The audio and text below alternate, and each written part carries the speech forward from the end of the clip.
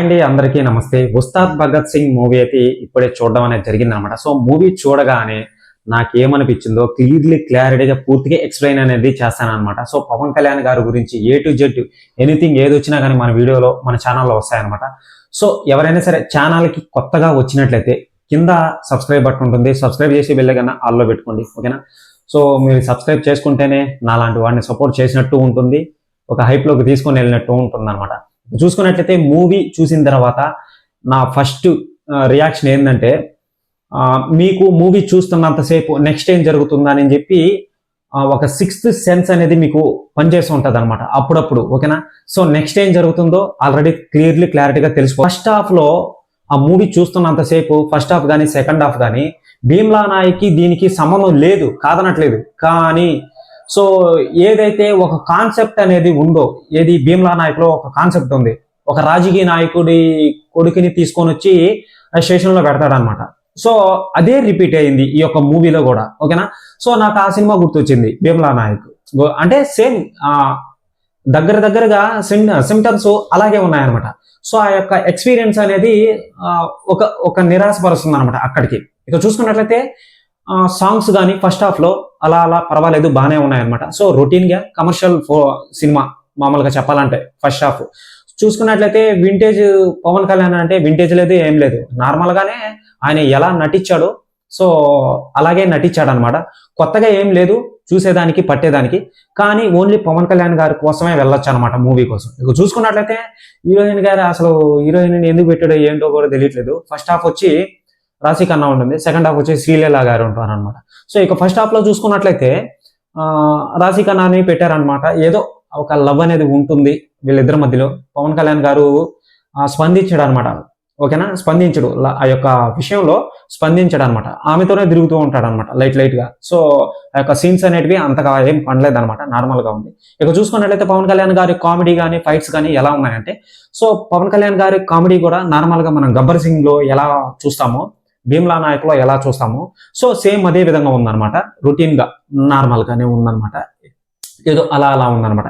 ఇక చూసుకున్నట్లయితే first half అనేది అలా సాగిపోతూ ఉంటుంది అనమాట. సో మన రాజకీయ నాయకుడి కొడుకుతో మన పవన్ కళ్యాణ్ గారు పెట్టుకుంటాడు అనమాట. సో పెట్టుకున్న తర్వాత సో జాబ్ అనేది మానేసి నెక్స్ట్ ఈ యొక్క ఉస్తాద్ భగత్ సింగ్ అనే వారు ఎవరు ఏంటి అని చెప్పి ఆ యొక్క పవన్ కళ్యాణ్ గారి గురించి చెప్పడం అనేది జరుగుతుంది అనమాట. సో ఇదే కాన్సెప్ట్ నార్మల్ గా చెప్పాలంటే.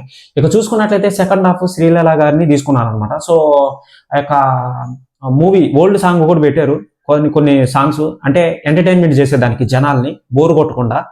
సో ఆ యొక్క మెథడ్ అనేది ఉపయోగించారనమాట. లైక్ మన మనశంకర వరప్రసాద్ లో ఎలా మెథడ్ అనేది వాడారో సేమ్ అదే విధంగా సాంగ్స్ ని, ఓల్డ్ సాంగ్స్ ని అయితే వాడారనమాట. ఆల్రెడీ మనశంకర వరప్రసాద్ మీరు చూసే ఉంటారు. సో ఇక చూసుకున్నట్లయితే అదే విధంగా మూవీ అనేది వెళ్తూ ఉంది. ఈ యొక్క శ్రీలీల గారు మధ్యలో వస్తారనమాట. సేమ్ అదే విధంగా పవన్ కళ్యాణ్ గారు ఎటువంటి స్పందన ఏది ఉండదన్నమాట. ఎందుకంటే భగత్ సింగ్ అనే క్యారెక్టర్ చేస్తున్నారు కాబట్టి సో స్పందన అనేది ఉండదు. కానీ ఏదో ముందు సీన్లు అవి ఇవి కిస్సెస్ అని చెప్పి ఏవేవో పెట్టారనమాట. సో అవి కూడా ఏం పెద్దగా ఏం అనిపించలేదు అనమాట. సో నాకు రాశి కన్నా ఈ యొక్క శ్రీలీల గారి క్యారెక్టర్ అయితే బాగా నచ్చింది. వీళ్ళిద్దరు కాంబినేషన్ అనేది చాలా బాగుంది అనమాట, పవన్ కళ్యాణ్ గారిది శ్రీలీల గారిది. సో చూసుకున్నట్లయితే ఇక సాంగ్స్ కానీ సెకండ్ హాఫ్ లో బాగున్నాయి అనమాట. ఓల్డ్ సాంగ్ అనేది ఒకటి పెట్టారండి శ్రీలీలకి. సో అది పవన్ కళ్యాణ్ గారి సినిమాలోనే సాంగ్ అది, ఓకేనా. సో ఆలేబా అని చెప్పి ఒక సాంగ్ వస్తుంది అనమాట. అంటే తీన్మార్లో సాంగ్ కదండి, అది పాత సాంగ్ అనమాట అది. సో సూపర్ సాంగ్, అది బాగా క్లిక్ అయింది పవన్ కళ్యాణ్ గారిది ఆ సాంగ్. అప్పట్లో సినిమా కూడా చాలా పెద్ద హిట్ అయింది, ఓకేనా. సో చూసుకున్నట్లయితే ఆ యొక్క సాంగ్ ని తీసుకొని వచ్చాడు. బ్యాక్గ్రౌండ్ మ్యూజిక్ లో లైట్ గా అలా ఆ యొక్క సాంగ్ లో వస్తుంది అనమాట. సో శ్రీలీల గారిని కలిసినప్పుడల్లా అదొకటి కొంచెం పర్వాలేదండి, బాగుంది, చాలా బాగుంది. సెకండ్ హాఫ్ అనేది కొంచెం చూడొచ్చు అనమాట. ఓవరాల్ గా చెప్పాలంటే ఫస్ట్ హాఫ్ కన్నా సెకండ్ హాఫ్ అనేది కొంచెం బాగానే ఉందన్నమాట. ఇక చూసుకున్నట్లయితే ట్విస్ట్లు అనేటివి పెద్దగా ఏం గొప్పగా ఏం లేవు, నార్మల్ గానే ఉంటుంది అనమాట. సో ఫైట్స్ అవి చూసుకున్నట్లయితే ఏదో పర్వాలేదు అని అనిపిస్తుంది అనమాట. ఇక చూసుకున్నట్లయితే తమన్ గారి మ్యూజిక్ ఎలా ఉందంటే మేబీ డిఎస్పి గారే ఉంటే బాగుండు అని అనిపించింది అనమాట నాకు. సో తమన్ గారిని ఎందుకు తీసుకున్నారా అని అనిపించింది. ఆ మ్యూజిక్ కూడా ఏదో నార్మల్ గానే ఇచ్చాడనమాట, రొటీన్ గా, పెద్దగా గొప్పగా ఏం లేదనమాట. సో గబ్బర్ సింగ్ కి ఇచ్చినంత ఏం లేదనమాట. అంటే గబ్బర్ సింగ్ లో ఉన్న మ్యూజిక్ అంత హై లెవెల్లో ఉంటది అనమాట, ఓకేనా. సో ఫస్ట్ సాంగ్ కూడా అసలు వేరే లెవెల్లో ఉంటది అనమాట. చెప్పాలనుకుంటే. సో ఆ మాదిరిగా అయితే ఏం లేదనమాట. ఏదో నార్మల్గా ఒక కమర్షియల్, ఏదో ఒకసారి వన్ టైం వాచబుల్, జస్ట్ అలా చూడొచ్చు అని అనుకుంటే వాళ్ళు చూడొచ్చు అనమాట. ఏదో ఎక్కువ హై ఎక్స్పెక్టేషన్స్ పెట్టుకొని వెళ్తే మటుకు చూడలేమన్నమాట. అది నిరాశపరుస్తారు. ఓకేనా. సో ఇదండి రివ్యూ అనేది. దీనికి రివ్యూ ఎంత ఇస్తారు 10కి అంటే, సో 10కి 4 అయితే ఇస్తాను అనమాట. లేదా 5కి బిలో అబోవ్ అని అంటే మ్యాక్సిమం నాకు తెలిసి 2 అయితే ఇస్తాను అనమాట. ఓకేనా. సో ఇదండి నా రేటింగ్ అనేది. ఇక మీరు సినిమా చూసే ఉంటారనుకుంటా. చూస్తే మీరు ఖచ్చితంగా కామెంట్ చేయండి. నేను ఇంకో విషయం అండి, నేను ఈ యొక్క వీడియోలో ఎవరిని ఉద్దేశించి మాట్లాడలేదు. ఓన్లీ పవన్ కళ్యాణ్ గారు తన యాక్టింగ్ పరంగా ఫ్యాన్స్ కోసం 100కి 100% అయితే మెప్పించారు. అది నెక్స్ట్ వే. పవన్ కళ్యాణ్ గారు చేసిన పనులు రియల్ లైఫ్లో నాకు తెలుసు, పవన్ కళ్యాణ్ గారి ఫ్యాన్స్ కూడా తెలియదు అనమాట. సో అదనమాట, మీరు ఇక్కడ గుర్తుపెట్టుకోండి. మరి మూవీ అయితే ఏదో అలా అలా అనిపించింది. ఇక చూసుకున్నట్లయితే హరిశంకర్ గారి డైరెక్షన్ ఎలా ఉంటుందో మీకు ఆల్రెడీ తెలిసిందే. మామూలుగా నార్మల్గా మిస్టర్ బచ్చన్, గబ్బర్ సింగ్, మళ్ళీ వచ్చి ఎక్సెట్రా ఎక్సెట్రా చాలా సినిమాలు అయితే ఉన్నాయి. ఆ యొక్క డైరెక్షన్ అనేది ఎలా ఉంటుంది, సేమ్ అదే విధంగా ఉంది. కానీ క్వాలిటీ అనేది హై క్వాలిటీతో తీశారు సినిమా అనేది. ప్రతి డీటెయిల్ అనేది నీట్ గా ఉందన్నమాట. కానీ డైరెక్షన్ కూడా చాలా బాగుంది. కానీ స్టోరీ అనేది ఏం లేదు, నార్మల్ గా ఉంది. కమర్షియల్ మూవీ, జస్ట్ పెద్దగా గొప్పగా అయితే ఏం లేదు, చెప్పుకోవడానికి గొప్పగా అయితే ఏం లేదనమాట. సో వన్ డే ఈ యొక్క కలెక్షన్ అనేది కూడా ఎంత సంపాదిస్తుందో కూడా తెలియదు అనమాట. చూడాలి. కలెక్షన్ మీద కూడా ప్రతిరోజు ఒక వీడియో వస్తుంది మన ఛానల్లో. ఓకేనా. సో ఛానల్కి ఎవరైనా సరే కొత్త వాళ్ళు వస్తే ఛానల్ని సబ్స్క్రైబ్ చేసి బెల్ ఐకాన్ని ఆల్లో పెట్టుకోండి. ఓకేనా. ఎవరు మిస్ చేయొద్దు.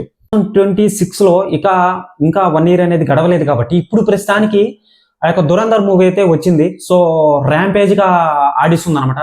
సో నిజంగానే ది రివెంజ్ గా అన్నట్టుగా తీసుకుంటున్నారు మన తెలుగు వాళ్ళ మీద. సో బాలీవుడ్ అనేది ఇలా ఉండేదాన్ని ఒక్కసారిగా పైకి అయితే లేపింది అనమాట, ఒక్కసారిగా. సో ఈ విషయంలో మటుకు పవన్ కళ్యాణ్ గారు ఓడిపోయారు అని చెప్పి, అంటే పవన్ కళ్యాణ్ గారు కదండి, సారీ. సో డైరెక్టర్ హరిశంకర్ గారు ఓడిపోయారు అని చెప్పి క్లారిటీగా తెలుస్తుంది అనమాట. సో బాలీవుడ్ అనేది ఇప్పుడు ప్రస్తుతానికి ఈ టైంలో బాలీవుడ్ వాళ్ళు ఒక పై స్థాయిలో ఉన్నారనమాట. సో టికెట్స్ కూడా 1000 రెట్లు ఆ యొక్క మూవీకి బుక్ అవుతున్నాయి అన్నమాట. సో ఉస్తాద్ భగత్ సింగ్ చాలా తక్కువ అయితే అవుతున్నాయి అనమాట. ఇక చూసుకున్నట్లయితే ఆల్రెడీ మీరు చెక్ చేయాలంటే చెక్ చేసుకుంటే, ఇంకో మెయిన్ విషయం ఏంటంటే, సో స్టోరీ పరంగా కానీ ఏదైనా ఉండాలన్నా కానీ, సాంగ్స్ స్టోరీ పరంగా కానీ, బ్యాక్గ్రౌండ్ మ్యూజిక్ పరంగా కానీ, సో ఎనీథింగ్ ఆ యొక్క సాంగ్స్ పరంగా కానీ, సో అది నెక్స్ట్ లెవెల్లో ఉంది. ఓకేనా. సో ఇప్పుడు సినిమా తీయడం అనేది పెద్ద గొప్ప విషయం ఏం కాదు. కానీ ఇక్కడ మెయిన్ పాయింట్ ఏంటంటే, ఒక సినిమా తీసేటప్పుడు ఒక 10 మంది వచ్చినప్పుడు లాజికల్ గా ఉండాలన్నమాట. సో ఒకని వెయ్యాలంటే అది లాజికల్ గా చూపించాలన్నమాట. ఏదో నరుకుంటూ వెళ్ళిపోతాం, చంపేసుకుంటూ వెళ్ళిపోతాం అని అంటే లాజికల్ గా ఉండదు, ఎవరు చూడరు అనమాట. సో లాజిక్ లెస్ అనిపిస్తుంది అనమాట. సో ఆ విధంగా యొక్క దురంధర్ మూవీలో ఆ విధంగా లేకుండా, సో పగడబందీగా ఏదైనా సరే ఒక పని చేసేటప్పుడు డౌట్ రాకుండా చేస్తారు కదా. సో అదనమాట. సేమ్ అదే విధంగా తీసుకొని వచ్చాడు సినిమా అనేది. అది నెక్స్ట్ లెవెల్, అసలు వేరే లెవెల్ చెప్పాలంటే. సో ఓవరాల్ గా ఈ 2 మూవీస్లలో ఏ మూవీ బాగుంది బ్రో, ఉన్నట్టు చెప్పేసి ఇవంతా సోదంతా వద్దు అని అనుకుంటే, నాకు నెంబర్ 1 ప్లేస్ వచ్చి దురంధర్ మూవీ అంతే. నెంబర్ 2 ప్లేస్ వచ్చి అసలు ఉస్తాద్ భగత్ సింగ్ కూడా లేదు నా దృష్టిలో. నాకు చెప్పాలంటే ఓవరాల్ గా చెప్పాలనే ఉంది అసలు. ఇక చూడాలి. ఇంకా ఫస్ట్ డే, థర్డ్ డే ఒక 3 రోజులు 4 రోజుల దాకా ఫ్యాన్స్ అయితే చూస్తారనమాట. సో వాళ్ళు ఏమైనా మాట్లాడతారు, బాగుంది అది ఇది అని చెప్తారనమాట. మరి మేబీ మిగతా వాళ్ళు ఫ్యాన్స్ ఎవరైతే ఉన్నారో వాళ్ళు ఎలా రియాక్ట్ అవుతారో కూడా తెలీదు. సో మీరు కానీ సినిమా కానీ చూస్తే మీకు నచ్చిందా లేదా ఖచ్చితంగా కామెంట్ చేయండి కామెంట్ సెక్షన్లో.